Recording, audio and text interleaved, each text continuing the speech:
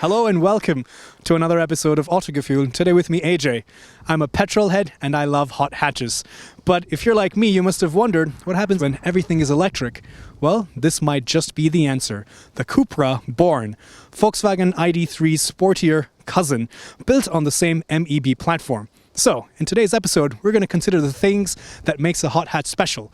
It has to look good on the outside, has to feel special on the inside, must be reasonably practical, but then have performance, dynamic capability, and be engaging. Let's put it to the test. Compared to the ID.3, in my eyes, the Cupra Born looks significantly better. I do really like the copper accents, the tribal logo, and the shape of the LED lights, as well as the bumper overall, is definitely more athletic. I really love the detailing as well, like take a look at these small little triangles in the front of the headlamp cluster. The Cupra Born is 4.3 meters long, 1.8 meters wide, and depending on the specification, weighs roughly around 1,800 kilograms. You get 18-inch wheels as standard, but you can optionally get these 20-inch wheels that you see here, which of course have a very nice aerodynamic electric car design. As we move further down the side, well actually, the design line is quite simple. There is just the one which goes through the door handle line, but I love the kink in the lower part of the side skirt, which again makes this look a lot more athletic. Towards the rear, and you'll see this in the inside in a minute, there's this really nice checkered pattern with matte and gloss black, which really adds a nice contrast to this overall big sheet metal over here. If you look back here in the rear wheel, with the version that we have here, and we'll talk about the different versions available, you actually see that there is a drum brake and no disc brake. And that's because this is a rear motor, rear axle driven electric platform, and therefore this does a lot of recuperative braking and regenerative braking, and therefore this drum brake is sufficient. Overall, the Cupra Born is lower in suspension compared to the ID.3, and depending on the version, you can get also the dynamic chassis control, the DCC. The Born gives you an ultimatum: go electric or go home. Sorry for the really bad joke. But the rear design, I think, looks really nice. You have these angry eyes for the tail lamp design with this long horizontal LED strip, which gives you an extra sense of width for the car. Nice roof spoiler, a pretty small rear window, but we'll see how that translates to visibility when we're driving. Further down, we have the Cupra logo with that carbon fiber finish, and then the bumper itself is really cool. There's a diffuser-like design lower down. Of course, aerodynamics is very important to electric cars, and this definitely does make a difference. Do we have a Frunk? No, we don't. We have a lot of the different systems required. You also see the standard electric battery as well as the place to fill your windshield washer fluid. So the Cupra Born comes with 3 electric batteries options and 3 power outputs. You have a 45 kilowatt hour battery with 150 horsepower, and this is all net, by the way. There's a 58 kilowatt hour, which is the one you see here. You can have this with 204 horsepower, or option the performance pack, which gives you the e-boost up to 231 horsepower. There's also a 77 kilowatt hour extended range battery pack with 231 horsepower. They're all, of course, rear-wheel drive with a single permanent magnet motor connected with a single-speed transmission and an open differential. All the battery packs that come with the Cupra Born have fast charging capability, but it's that 77 kilowatt hour battery, which actually now, with a software upgrade, is even capable of using a 135 kilowatt supercharger. So you see the standard VW Group key with the Cupra logo in the back in this model. You have keyless entry, or you can just use the button here. The mirrors retract, and well, the door opens really nice and wide, large glass area, but as we know with the ID.3, it's a lot of hard plastics. However, because we understand they need to save money, that's just how it is. But I really appreciate that they've brought in those triangular elements that we saw on the outside into this texture here in this molded plastic. There's also ambient lighting on the top, Alcantara microfibre finish, soft touch material here. You have a dash of that copper accent and large door bins. But there's one thing that does annoy me. If you look at these window and mirror switches, you see only two. But the car has 4 windows. So you have to tap. And this is a touch-sensitive button. And then you can operate the front with this. And then if you want to operate the rear windows, you have to turn that on and then operate the rear. I don't know. How much money are you saving, Cupra, with not giving me 2 additional switches? Anyway, things get better as we look inside because we have that gorgeous Cupra steering wheel. We have that copper accent dash throughout the cabin. And again, more interesting materials as compared to its sibling. If we take a look at the seats, you also get these bucket seats as standard, and throughout the cabin, including the seats, they've used recycled waste plastic that they've collected from the ocean. So that's something I really like. It makes me feel better that not only am I driving an electric car, but I'm also using recycled plastic. These seats are electronically adjustable, and there's also a massage function on the top. Cupras, first of all, do always feel a bit more futuristic. They're kind of like an Alienware spaceship kind of a vibe. This is mellowed down significantly. But of course, that gorgeous textured steering wheel with the Cupra logo. This is not the top version with the performance pack, so we don't have the buttons for the drive mode selector in the Cupra mode. But these are things I don't like. These are just touch capacitive buttons, and they just get in the way. Like if you're driving and you're holding the steering wheel like this, you're constantly knocking these sides of the buttons. Another interesting part about the steering wheel column is, well, if you notice, of course you can retract it. It's adjustable for reach and rake, but the I would say the cockpit console, the instruments, move with the steering wheel column. And to me, this is actually a great idea because, and I'll show you in a minute, there's a really nice head-up display which has the augmented reality projection as well. So you're going to be looking at that. Gives you plenty of information. You have this right in your line of sight. This is an electric car. You don't need a big tacho. You don't need a big speedo. So this serves the purpose. But as you go to the side, and we'll come to this in a minute, things aren't as good as they seem. Let's talk a little bit about the materials. Nice materials on the top. So, you know, the doors were pretty hard and stiff, but these are getting nicer as we go further into the cabin. There's a nice dash of this dark silver color. And again, these triangle design elements are stamped into the plastic mold. So significantly better in my eyes than the ID3. So there is a couple options to slide and maximize some of the view that you have on the main the instrument console, but it's not much. But another interesting thing is if you look up here, this is how you actually put the car into drive.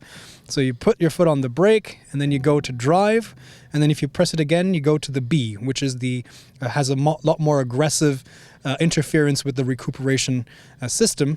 But there is one button, I counted, there's one button in the entire car, and that's the park button over here. And yeah, goodbye, it says goodbye. You also have actually a second button here for the start and stop. There's also a great head-up display which has a lot of useful information and augmented reality for the navigation. So definitely feels like you're driving something from the future, and definitely feels really special when you're sitting inside. So now we see the 12-inch touchscreen. This is bigger than the 10-inch you get in the ID3. But is it any better? Well, yes and no. So you do have larger icons, so that's nice, but it's still not the most responsive. See, I double tapped on the map, didn't even recognize it. Try again. It takes a minute.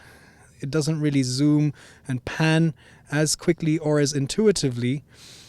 And you do have smartphone connectivity with Android Auto and Apple CarPlay, but my biggest gripe with this are these sliders. First of all, I don't think that's a good idea. It's dangerous while driving. Secondly, none of these are backlit. So when you're driving at night, it's just one long panel, and it's hard to understand if you want to change the temperature. Where do you tap? Where do you touch? You might say that you get used to it over time, but I think it's just a missed opportunity, and it's just kind of not really taking into the user's point of view. We've been driving for about 175 kilometers today. We're averaging around 20 kilowatt hour for 100 kilometers. The range that is claimed for this 58 kilowatt hour battery is 420, somewhere over 400 kilometers. But at this rate, as you can see, it's significantly less. And we weren't really driving too enthusiastically.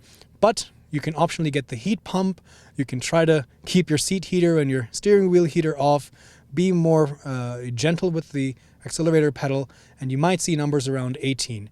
And I think, well, in the real world, that's not too bad. There's also a 360 reversing camera, which gives you dynamic guidelines as well, and you can see the parking assist, the cross-traffic alert, the trailer assist, and so on right there. There's plenty of storage inside. Apart from the door bins, you have a pretty generous and damped glove box. This large central tunnel, which again has soft padding on it, so that's nice. Really cool copper finish, and a tambour door, which gives you 2 adaptive bottle holders, a large cubby up there. And then if we move further down, there's an inductive phone charger right here, and a huge cubby down there with 2 USB-C ports. Let's give it the good old shake test, shall we? Yeah, that's not the best, but still, I do appreciate the soft materials here, where your knees rest. So for a car of this segment, I think it's still better than the ID3. Large door again, and again, thanks to this EV platform, you can have a very big cabin, and this is giving you a lot more generous space on the inside. Getting in is not too bad, even though this is a little bit lower than the ID3. And again, thanks to this large opening, it's easy to get inside. This seat is set to my driving position. I'm 5'8", or about 173 centimeters, and as you can see, I have enough space to slide my feet under the front seat, even though it's at the lowest position. Plenty of knee room. There's this really nice panoramic roof, which does not open, unfortunately, but brings in a lot of light into an otherwise very black cabin. As we move to the middle, there is definitely space to seat a third passenger in moderate comfort for short journeys. You have ISOFIX points for child seats as well, and a center armrest with a couple cup holders. Then if we look towards the front here, there are no AC vents for the rear, but you do get a couple USB-C ports. So, for a starting price of around 37,000 euros for the basic version, this is reasonably affordable, reasonably practical. To lift the hatch, you tumble the logo, and take a look at the side here. It's like a cutout in the stamped sheet metal for that rear light. Pretty cool.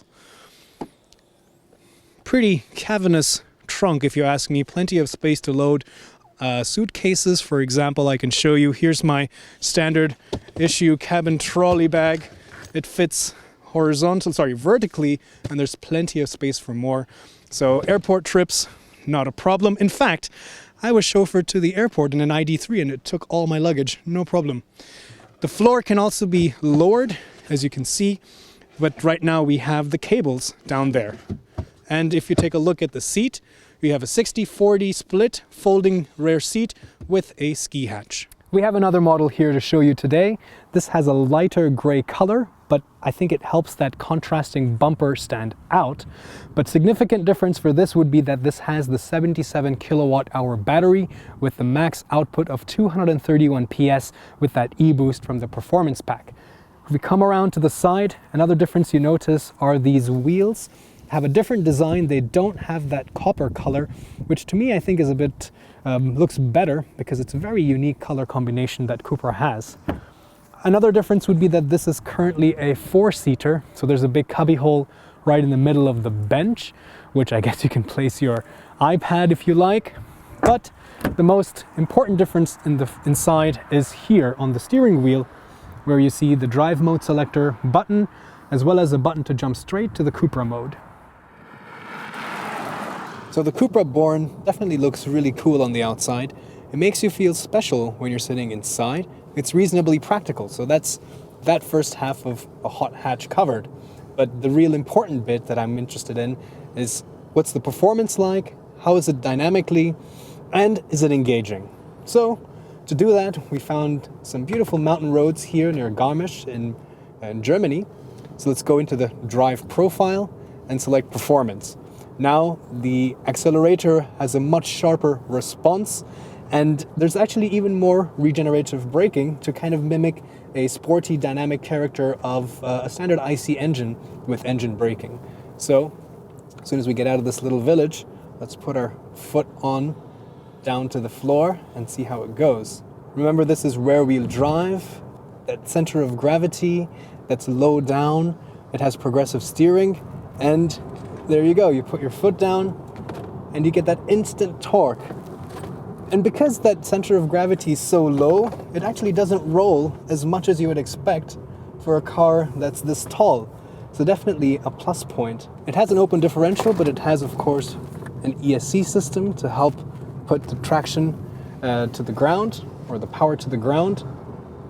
And in this hill climb, the steering is also really nice and sharp. However, it's not very engaging. So the feedback from the steering wheel is so-so. The accelerator pedal, of course, doesn't give me much feedback. And the brake pedal, because when you first step on the brake, you're engaging the recuperative braking, you're not really feeling too much that's real friction. It's more synthetic. And finally, the biggest drawback that I see is that there is no sound. And the problem with this is you don't feel speed. The perception of speed is diminished to an extent when you don't hear the engine, you don't feel the vibrations on the steering wheel. And this kind of detracts from that engagement. And with electric cars, there's so much of scope to do something new. It's a blank canvas, it's a clean sheet of paper. So the design, of course, doesn't have the regular hindrances of, okay, where do I put the engine? Where do I put the fuel tank? No, you just have that skateboard and you can build whatever you like, as long as it meets these crash regulations. But same with sound. You can devise some kind of a soundscape. It doesn't have to sound like an engine at all, but can sound like a spaceship or, something totally new. And I think it's a missed opportunity that there is no sound. But on the whole, brake feel is not too bad once you're used to it. The visibility is pretty good too, even though this pillar is quite long. When you're going into corners, you have that quarter window.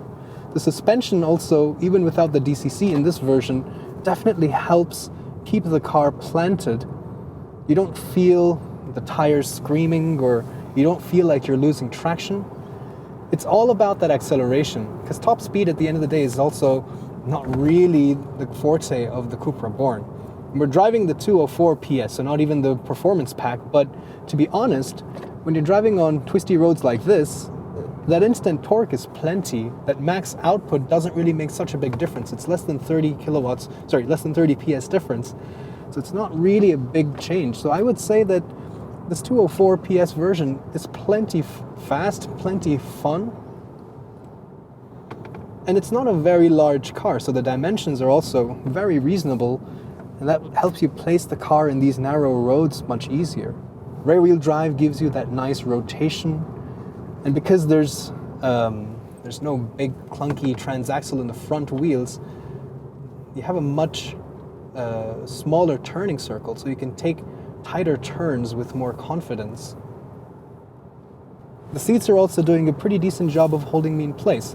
So overall, definitely feels like a hot hatch. Yes, you have to recalibrate your brain to perceive speed in a little bit of a different way. And I think, if you give a choice to the driver to be able to activate or deactivate some kind of a sound, I think it would be a complete package. So, if this is the future, sign me up.